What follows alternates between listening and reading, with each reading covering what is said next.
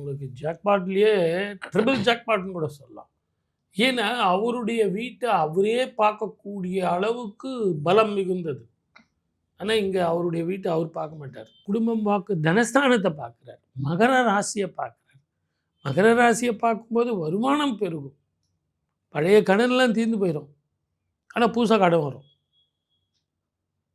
பழைய ஹவுசிங் கடன் இருந்ததுன்னு வச்சுங்களேன், அதை கொடுத்துட்டு புது வீடு வாங்குவீங்க. பழைய கார் வச்சுருந்தீங்க, அந்த காரை கொடுத்துட்டு புது கார் வாங்குவீங்க.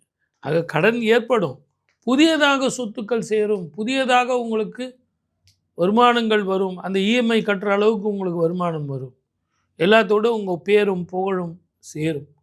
பூர்வீக சொத்துக்கள் வந்து சேரும். அதில் உள்ள பிரச்சனைகள்லாம் தாவாக்கள்லாம் தீரும்.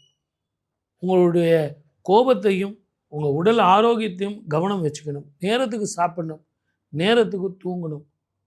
உங்கள் படிக்கிற பிள்ளைங்களாக இருந்தால் அற்புதமான காலம். நீங்கள் கேட்குற யூனிவர்சிட்டி, நீங்கள் கேட்குற ஊர், நீங்கள் கேட்குற வேலை, இதெல்லாம் நல்லபடியாக அமையும். நான் இந்த நாட்டுக்கு போட்டுமா சார்? போய்ட்டு வாங்க.